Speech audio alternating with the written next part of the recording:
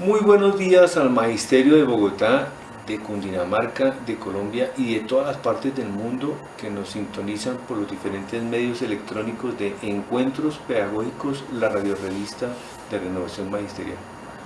El Magisterio colombiano se lució respondiendo a la tarea del paro nacional de 24 horas convocado por FECODE y por sus sindicatos filiales.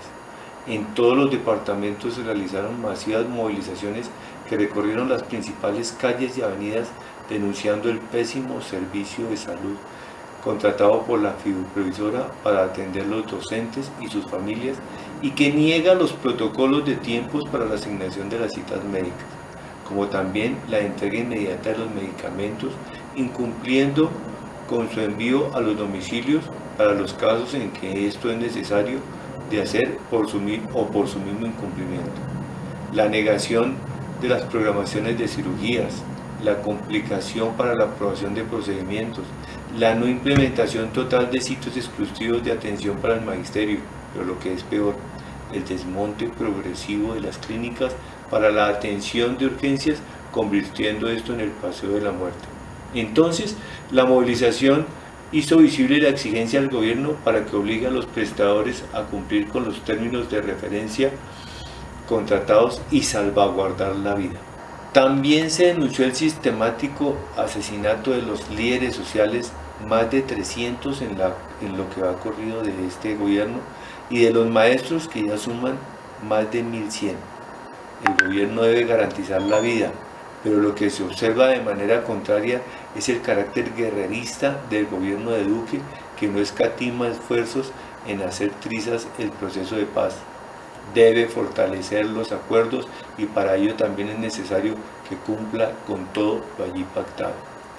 La otra importante tarea alrededor del paro fue la erradicación del pliego de peticiones de FECODE en el marco también de los tiempos de las discusiones del Plan Nacional de Desarrollo y del que denunciamos su carácter de desconocer lo público y prevalecer lo privado. El magisterio ya ha abocado su análisis y discusión y se apresta entonces a las negociaciones de los más de 500 pliegos de petición en todo el país y a trabajar de conjunto con los más de 1.300.000 trabajadores estatales y acompañados de nuestra Real Central Unitaria de Trabajadores CUT. Una semana muy agitada en los diferentes espacios de debate, como por ejemplo la insistencia del gobierno imperialista de Trump en implantar un ejército en el territorio colombiano para convertir nuestro país en base militar para la invasión al hermano país de Venezuela. El imperio no oculta su ambición sobre el petróleo y el territorio, y para ello el hecho de que el presidente Maduro, con su postura antiimperialista y que se opone a todo tipo de intervención desde el norte, pues se ha constituido como motivo para justificar una acción armada violenta y asesina contra la población venezolana. En este aspecto, el punto a resaltar es que Duque, el cuerpo ajeno de Uribe, de la derecha más retrógrada y guerrerista, se ha dispuesto servilmente a Trump y no escatima coqueteos yendo y viniendo él o ellos yendo y viniendo a nuestro país para preparar el asalto militar. El Congreso no puede, por ningún motivo, tomar decisiones apátridas, ni mucho menos abrir las puertas al genocidio ni militar, ni alimenticio, ni económico. Pero no es solamente la amenaza de las armas bélicas, sino que también se han empleado las armas comunicativas en la guerra mediática, de las cuales la gran mayoría de medios de información de nuestro país, contando con que sus dueños son los máximos exponentes del capital nacional y otros del extranjero, y su acentuada posición de derecha y extrema derecha. Por ello, la solidaridad de la población colombiana de Sudamérica y de todas partes, que tenemos muy claro que los países se respetan y que las decisiones internas son solamente eso, y por consecuencia la libre autodeterminación de las naciones es el tema de contradicción antagónica con el imperio. Este es un tema que no se puede dejar de discutir, pues está inmersa nuestra seguridad nacional y la de todos los colombianos. Por eso decimos gringos go home,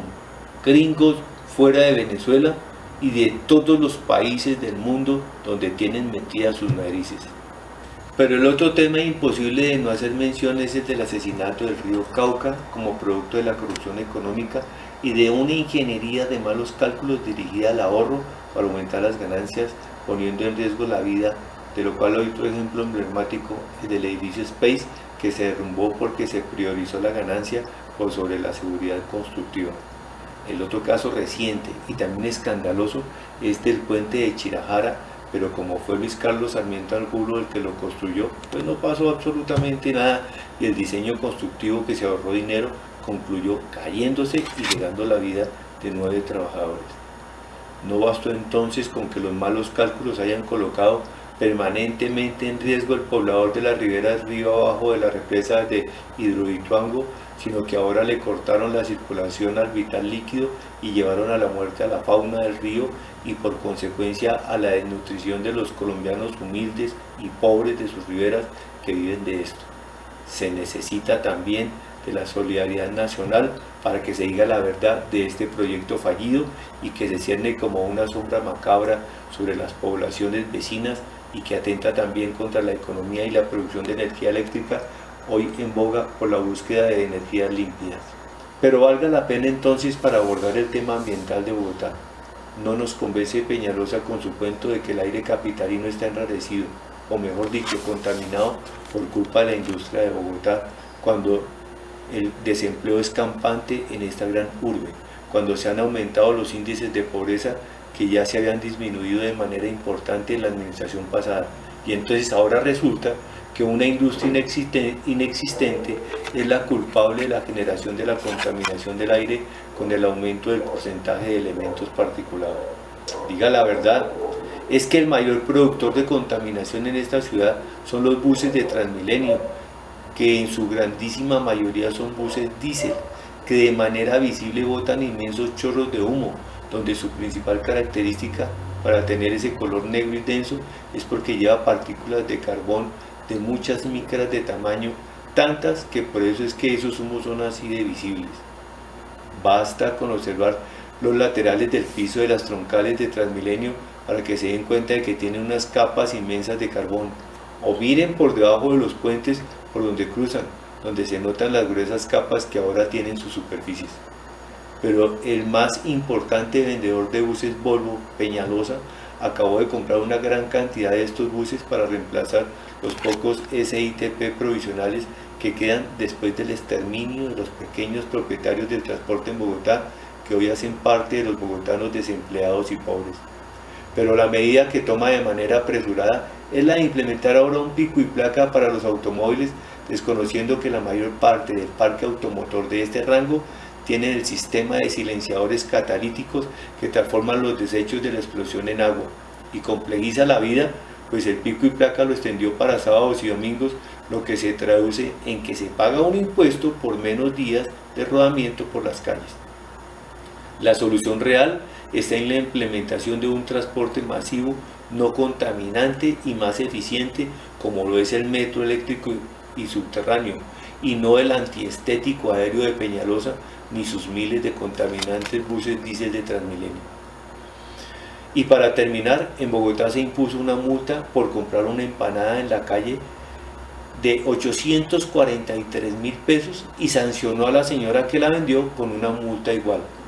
¿Hasta qué colmo hemos llegado para sancionar a alguien que lleva hambre porque no ha podido llegar a su casa o porque en su casa no tiene una comida completa y lo único que puede consumir es una empanadita de la calle? A la señora que levanta el sustento para mantener su casa vendiendo las empanadas en la calle, pues esto es el colmo a donde hemos llegado, porque ahora en Bogotá está prohibido trabajar en la calle. Se está acabando con los vendedores ambulantes en una ciudad donde no hay posibilidades de empleo. La alcaldía ha acabado con las posibilidades para que gentes pobres puedan subsistir ganándose honestamente el sustento de sus familias. Les habló Andrés Cuide Rodríguez, integrante de la Junta Directiva de la ADE, Secretaría de Seguridad Social y Salud. Que tengan un buen fin de semana. Muchas gracias.